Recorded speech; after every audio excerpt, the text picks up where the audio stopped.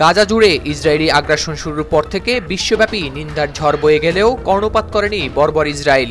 আর বরাবরের মতো তাদের আগলে রেখেছে যুক্তরাষ্ট্র। তবে এবার খোদ যুক্তরাষ্ট্রই উদ্যোগ নিয়েছে যুদ্ধবিরতির।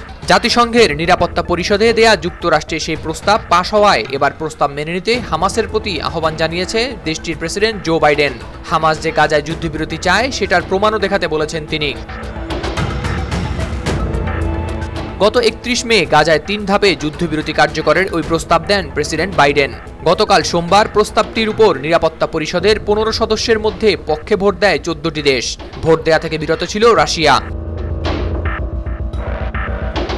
জাতিসংঘে যুক্তরাষ্ট্রের দূত লিন্ডা থমাস গ্রিনফিল্ড বলেন, অসংখ্য নেতা ও সরকার যাদের মধ্যে মধ্যপ্রাচ্যের রাষ্ট্রগুলো রয়েছে তারা যুদ্ধবিরতি পরিকল্পনায় সমর্থন দিয়েছে। সেই সঙ্গে হামাসকে এটি পুরোপুরি মেনে নেওয়ার ও দেরি না করে কোনো শর্ত ছাড়াই তা কার্যকর করার আহ্বানও জানানো হয়েছে। বাইডেন প্রশাসনের প্রণয়নকৃত 3 স্তরের এই যুদ্ধবিরতি পরিকল্পনায় গাজায় চলমান রক্তক্ষয়ী যুদ্ধের পরিসমাপ্তি, সেখানে পুরোদমে ত্রাণ সরবরাহ শুরু, হামাসের হাতে বন্দী জিম্মিদের মুক্তি, সেই সাথে বলা হয়েছে উপত্যকা থেকে ইসরায়েলি সেনা প্রত্যাহার ও হামাস মুক্ত ফিলিস্তিন ভূখণ্ড পুনর্গঠনের কথা। নিরাপত্তা পরিষদে এই প্রস্তাবটি পাশ হওয়ার প্রতিক্রিয়া জানাতে আজ মঙ্গলবার মার্কিন প্রেসিডেন্টের অফিসিয়াল এক্স হ্যান্ডেলে একটি পোস্ট দেন বাইডেন।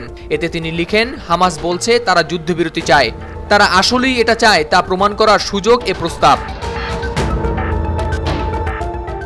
এদিকে এই যুদ্ধবিরতি প্রস্তাবকে স্বাগত জানিয়েছে হামাস। এক বিবৃতিতে ফিলিস্তিনের স্বাধীনতাকামী সংগঠনটি কিভাবে যুদ্ধবিরতি শর্তগুলো কার্যকর করা যায় সে বিষয়ে মধ্যস্থতাকারীদের সঙ্গে কাজ করার সদিচ্ছার কথাও জানিয়েছে তারা।